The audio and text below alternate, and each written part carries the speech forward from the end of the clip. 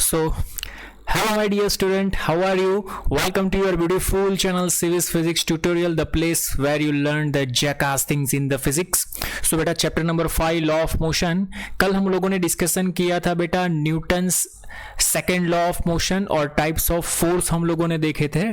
आज उसी टॉपिक पे आगे बढ़ते हैं बेटा, बहुत ही बढ़िया सा टॉपिक देखने जा रहे हैं। एक है बेटा फ्री बॉडी डायग्राम और दूसरा है बेटा इक्विलिब्रियम ऑफ फोर्सेस। ये दोनों टॉपिक एक दूसरे के साथ लिंकेज है। अगर आपको इक्विलिब्रियम ऑफ फोर्सेस पढ़ना है बेटा तो फ्री बॉडी डायग्राम ड्रॉ करना हमें आना चाहिए। तो पहले बेटा what is equilibrium of forces, equilibrium of कॉनकरेंट forces ऐसा भी बोल सकते हैं, तो उसके बारे में पहले जान लेते हैं हम लोग। उसके बाद हम लोग देखेंगे फ्री बॉडी डायग्राम। आइए चलिए तो हम और आप साथ में मिलकर बेटा स्टार्ट करते हैं। क्या स्टार्ट करेंगे बेटा? Equilibrium of forces. आइए चलिए तो देखो यहां पे बेटा मैंने लिखा है इक्विलिब्रियम ऑफ कॉनकरेंट फोर्सेस। कॉनकरेंट का मीनिंग क्या होता है? जब भी कोई भी फोर्स है वो कोई एक ऑब्जेक्ट पे लगना चाहिए, एक पार्टिकल पे लगना चाहिए। देख सपोज ये कोई एक ऑब्जेक्ट है, इसके ऊपर तीन फोर्सेस लग रहे हैं। ये वाला है वो F1 है, ये वाला है वो F2 है, ये वाला है वो F3 है। ये तीनों बेटा अनबैलेंस फोर्स है। कैसे फोर्स है बेटा? अनबैलेंस फोर्स है। तो व्हाट इज कॉनकरेंट फोर्सेस? तो देख force acting on a same point on a body are called concurrent forces। concurrent का मीनिंग समझ में आया बेटा? कोई भी एक पॉइंट है, पॉइंट के ऊपर ये तीन फोर्सेस लग रहे हैं, उसको हम बोलेंगे concurrent forces। ये तीनों फोर्सेस बेटा अनबैलेंस है। कैसे है? बैलेंस है। इक्विलिब्रियम का मीनिंग क्या होता है बेटा? मुझे उसको बैलेंस करने हैं। इक्विलिब्रियम का मीनिंग होता है मुझे उसको बैलेंस करने हैं। तो हम लोग बेटा वेक्टर कंसेप्ट पढ़ चुके हैं। देख ये फोर्स F1, ये फोर्स F2, तो बोल बेटा ये तेरा रिजल्टेंट फोर्स निकलेगा कि नहीं? F1 plus F2। ठीक है, तो F1 प्लस F2 को बैलेंस कौन करेगा बेटा? F3 करेगा। तो मैं इसको ऐसे लिख सकता हूं F1 plus F2 is equal to minus F3। Because तू डायरेक्शन वाइज चेक करे बेटा तो ये पॉजिटिव होगा, तो ये बेटा तेरा कैसा होगा? नेगेटिव होगा। अरे समझ में आ रहा है भाई मेरे? Is it clear? तो तू इसको क्या लिख सकता है? Vector F1 plus vector F2 plus vector F3 is equal to 0। बोल समझ में आया तो yes sir. Is it clear और नॉट? ओके, ये हमने कैसे लिखा बेटा? डायरेक्शन वाइज लिखा है। Vector F1 plus vector F2 plus vector F3 is equal to 0। Very very most IMP बेटा, ये ध्यान में रखना। ओके, इसको हम बोलते हैं बेटा इक्विलिब्रियम ऑफ फोर्सेस। इक्विलिब्रियम का मीनिंग हमने बैलेंस किया फोर्स को। ठीक है, अगर तू इसको बेटा वेक्टर फॉर्म में रिप्रेजेंट करेगा तो देख ये रहा, मैंने तुझे वेक्टर में सिखाया था, वेक्टर में डायरेक्शन चेंज किए बिना वेक्टर को तू रिप्लेस कर सकता है। तो देख ये रहा वेक्टर F1, ये रहा वेक्टर F1। देख ये वेक्टर F2, फोर्स F2, तो इसकी डायरेक्शन मैंने चेंज नहीं की, कॉपी किया और यहां पे मैंने इसको कर दिया पेस्ट। अरे समझ में आ रहा है भाई? ओके, ये रहा वेक्टर F3, कॉपी किया, यहां पे मैंने कर दिया पेस्ट। बोल तो यहां पे ये क्लोज लूप बना रहा है बेटा।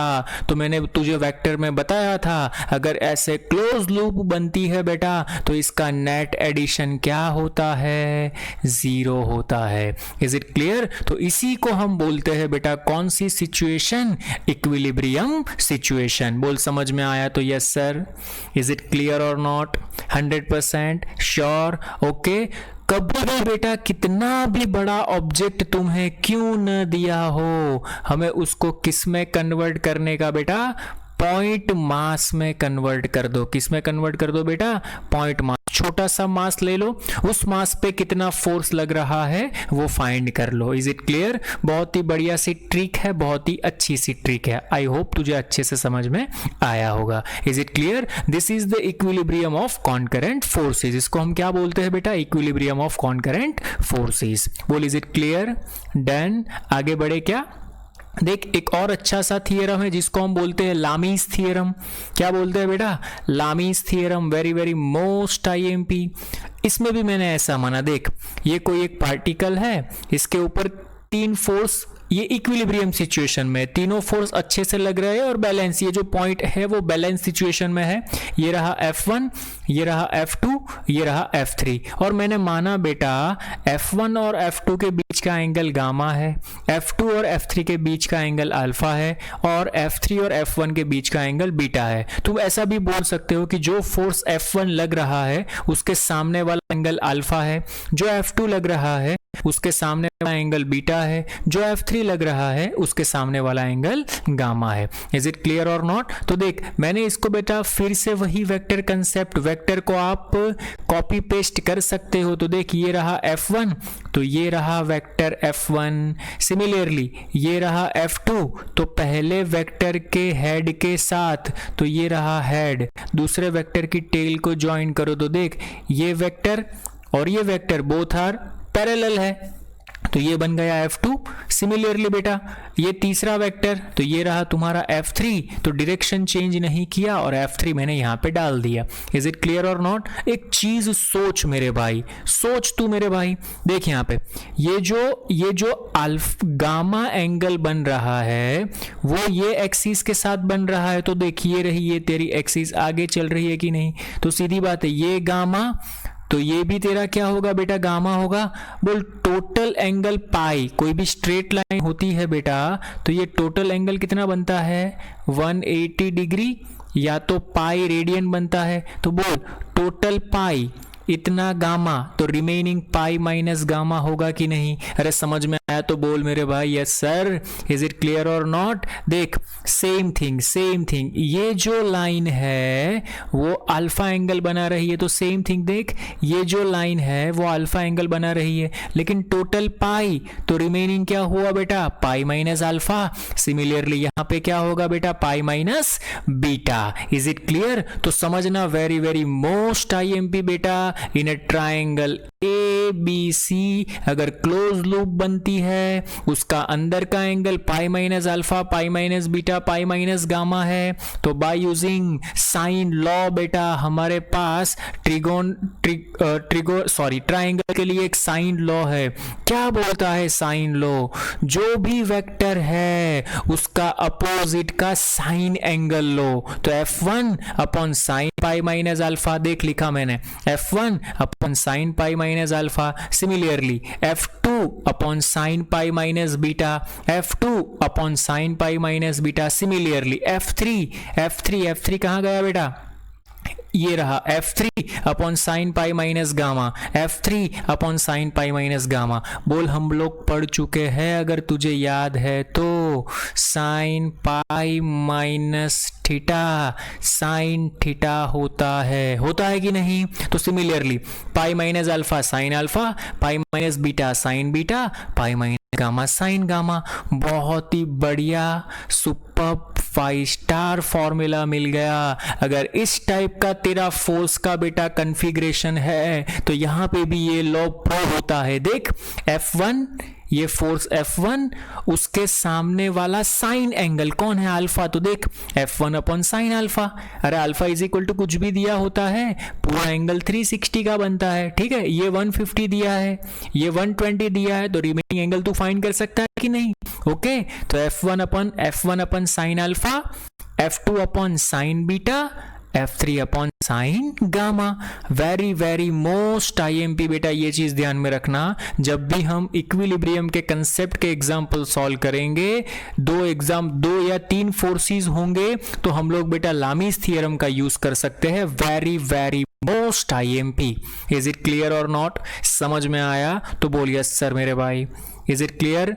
अगेन एक बार देख ले हम लोगों ने क्या किया। Suppose there are 3 forces, these 3 forces are in equilibrium। ये पॉइंट O है, O के ऊपर ये तीनों फोर्स लग रहे हैं। मैंने इसको ट्राइंगल में कन्वर्ट किया, ट्राइंगल का साइन लॉ है वो मैंने अप्लाई किया तो मुझे ये फॉर्मूला मिला। F1 फोर्स अपॉन साइन उसका अपोजिट वाला एंगल अल्फा है, F2 अपॉन साइन अपोजिट वाला एंगल बीटा है, F3 अपॉन साइन अपोजिट वाला एंगल गामा है। ये फॉर्मूला अप्लाई करो और आपका आंसर आ जाएगा। इज इट क्लियर बेटा? 100% श्योर। तो ये था बेटा इक्विलिब्रियम ऑफ फोर्सेस। क्या था बेटा? Equilibrium of forces. अभी हम लोग देखेंगे बेटा फ्री बॉडी डायग्राम। अगर फ्री बॉडी डायग्राम ही हमें नहीं आएगा तो ये इक्विलिब्रियम फोर्सेस बेकार है हमारे लिए। Is it clear? आइए तो हम और आप साथ में मिलके बेटा स्टार्ट करते हैं इक्विलिब्रियम ऑफ फोर्सेस। चलिए देखो देखो देखो मेरे भाई, कौन सा टॉपिक बेटा? Free body diagram. Free body diagram. Is it clear? इसको हम FBD, शॉर्ट फॉर्म इसका क्या है बेटा? FBD, free body diagram. एकदम सिंपल से तरीके से बेटा हम लोग स्टार्ट करेंगे FBD।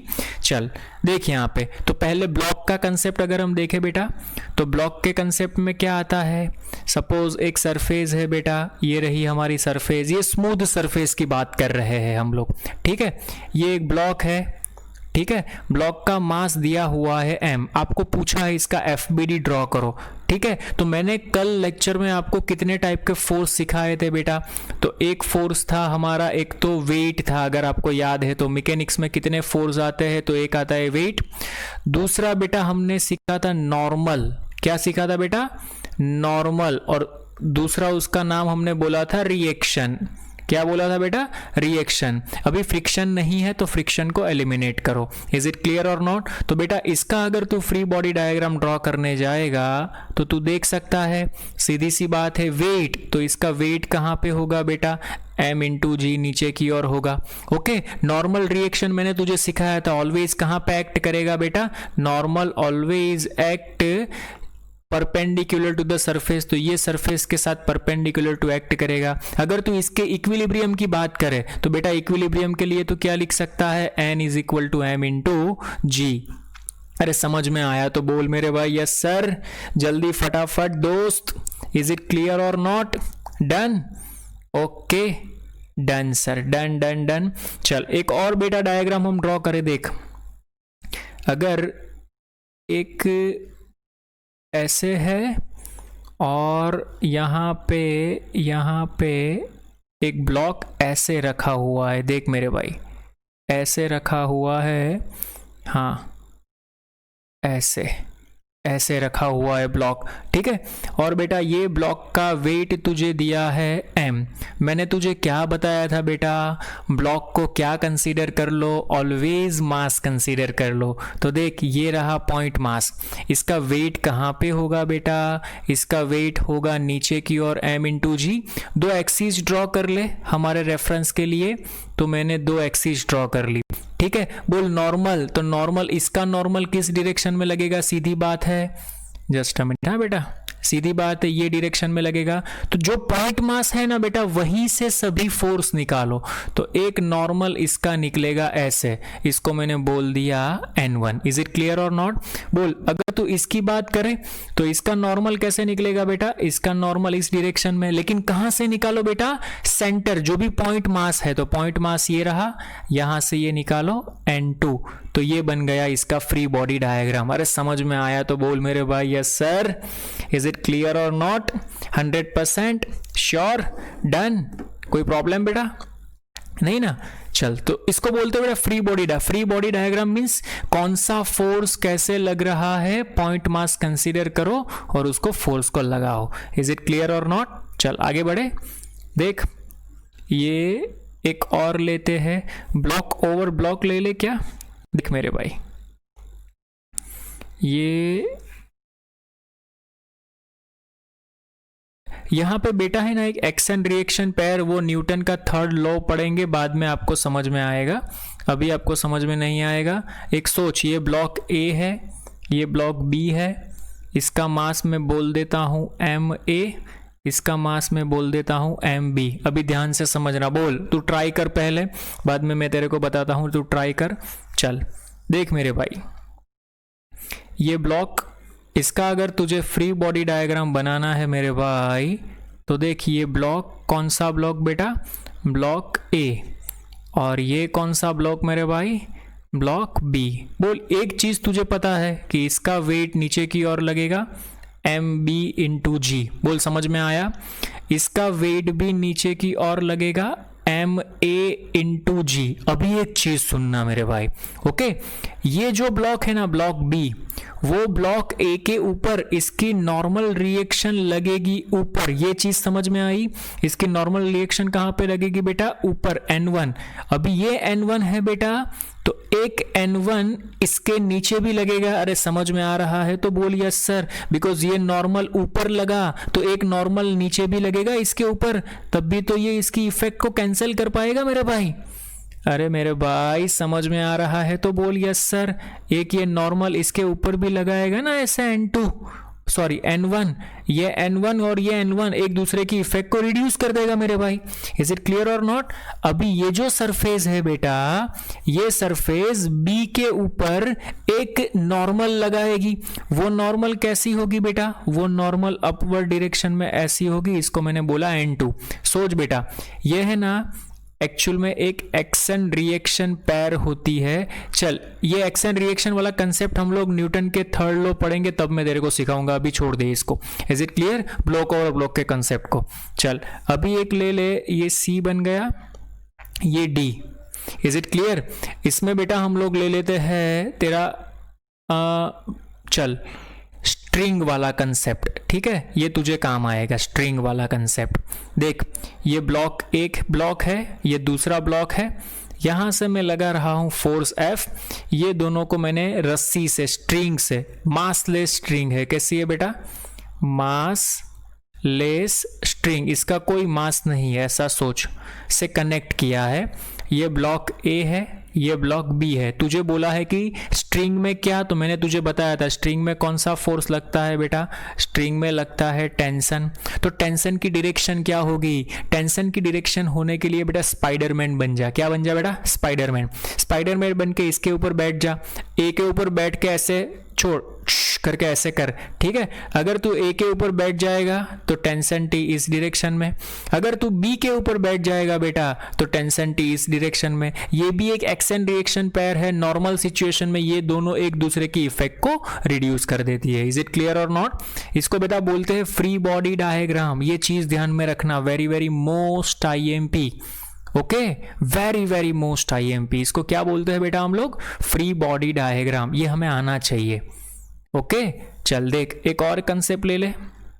अगर तुझे ऐसा दिया है, ये एक पुली है, पुली देखी है क्या तुमने? हाँ सर देखी है ना। ये पुली है, पुली को यहाँ से ऐसे कनेक्ट किया है बेटा। ये है रस्सी, स्ट्रिंग, यहाँ पे लटकाया हुआ है मास M1, यहाँ पे लटकाया हुआ है मास M2। ये A ब्लॉक, ये B ब्लॉक। बोल टेंशन क्या करेगा? अगर ब्लॉक पे से टेंशन चाहिए तो सर ये रहा, तो सर ये रहा। सर यहाँ पे T1 T2 नहीं आता। देख बेटा, एक नोट करके लिख ले, अगर रस्सी सेम है, सेम स्ट्रिंग होगी, सेम स्ट्रिंग होगी, तो टेंशन भी बेटा तेरा क्या होगा बेटा? टेंशन भी तेरा सेम रहेगा। इज इट क्लियर और नॉट? तो ये पूरी एक ही स्ट्रिंग होगी ना, अलग अलग थोड़ी ना होगी कि फेविक्विक से चिपकाया होगा। पूरी एक स्ट्रिंग है तो पूरी स्ट्रिंग में टेंशन क्या होगी बेटा? सेम होगी। अगर तू यहाँ पुली पे बैठ जाएगा तो एक टेंशन यहाँ पे इस डायरेक्शन में लगेगा, एक टेंशन यहाँ पे ऐसे डायरेक्शन में लगेगा। इन नॉर्मल सिचुएशन बेटा ये एक्शन रिएक्शन पेयर कैंसिल, ये एक्शन रिएक्शन पेयर कैंसिल हो सकती है। दिस इज द बेटा फ्री बॉडी डायग्राम। हमें ये कैलकुलेशन कैसे करनी है वो बात की चीज है, वो मैं तेरे को सिखाऊंगा, लेकिन फ्री बॉडी डायग्राम कैसे ड्रॉ करते हैं वो हमारे माइंड में जाना चाहिए। बोल समझ में आया तो यस सर मेरे भाई। इज इट क्लियर और not? 100% sure? Done? Okay sir done. चल नेक्स्ट वन, कौन सा किया था लास्ट वन? ई। अभी करते हैं बेटा F। बेटा ये सभी फ्री बॉडी डायग्राम आपको प्रैक्टिस करने होंगे, ओके। देख यहाँ पे बेटा एक ऐसे सर्किल दिया हुआ है, ये भी अच्छा कंसेप्ट है, ठीक है। और इसको बेटा ये इसका सेंटर है, ये इसका सेंटर है और ये वॉल है, ऐसा सोच ऐसे, ओके। और इसको रस्सी से, स्ट्रिंग से ऐसे बांधा हुआ है। इज इट क्लियर और नॉट? ओके। और ये एंगल बेटा तुझे दिया है थीटा। कौन सा दिया है? थीटा। तुझे ये बोला है कि इसका फ्री बॉडी डायग्राम ड्रॉ करो। बोल आता है क्या? मैंने क्या बोला? ऑब्जेक्ट कितना भी बड़ा हो, इसका मास तुझे दिया है m, उसको पॉइंट मास कंसीडर कर लो। तो ये रहा बेटा मेरा पॉइंट मास। इसमें से बेटा एक्सिस ड्रॉ कर लो। तो ये सर मैंने कर ली एक्सिस। Is it clear? देख ये रही तेरी रस्सी, तो ये रही सर मेरी रस्सी। बोल ये एंगल थीटा, तो सीधी बात है अगर ये एंगल बेटा थीटा दिया है तो ये एंगल भी बेटा क्या बनेगा? थीटा बनेगा। मैंने अब भी तेरे को बोला जहां से फाइंड करना है वहां बैठ जा, m के ऊपर बैठ जा। बोल टेंशन कहाँ पे लगेगी? ऐसे लगेगी कि नहीं? mg कहाँ पे लगेगा बेटा? mg सर नीचे की ओर लगेगा। Is it clear? बोल ये सरफेस है, normal reaction always perpendicular to the surface रहता है, तो पॉइंट के ऊपर आ जाओ, नॉर्मल रिएक्शन ये रहा आपका। अरे समझ में आया बोले भाई? इज इट क्लियर और नॉट? टी के दो कंपोनेंट, ये एक ये वाला कंपोनेंट निकलेगा मेरे भाई टी कॉस थीटा, दूसरा ये वाला कंपोनेंट निकलेगा मेरे भाई टी साइन थीटा। बोल टी कॉस थीटा को बैलेंस कौन करता है? तो टी कॉस थीटा को बैलेंस करता है mg, और टी साइन थीटा को बैलेंस कौन करता है मेरे भाई? n करता है। अरे समझ में आया? यस सर दोस्त मेरे। ओके डन, 100% समझ में आया तो बोल यस सर मेरे भाई। This is the free body diagram बेटा, इसको हम क्या बोलते हैं मेरे भाई? Free body diagram. Is it clear भाई? 100% श्योर? ये सभी चीज बेटा हमें आनी चाहिए। ओके चल आगे बढ़े क्या? नेक्स्ट वन देख, नेक्स्ट वन एक और बढ़िया सा एग्जांपल लेते हैं। ये कौन सा था? F। अभी लेता हूं मैं G। देख ऐसा दिया हुआ है, अच्छा कंसेप्ट ना बेटा, ध्यान से समझना, मोस्ट इंपॉर्टेंट। ये एक गोला, ये रहा मेरे भाई, अच्छा कंसेप्ट है, ध्यान से समझना।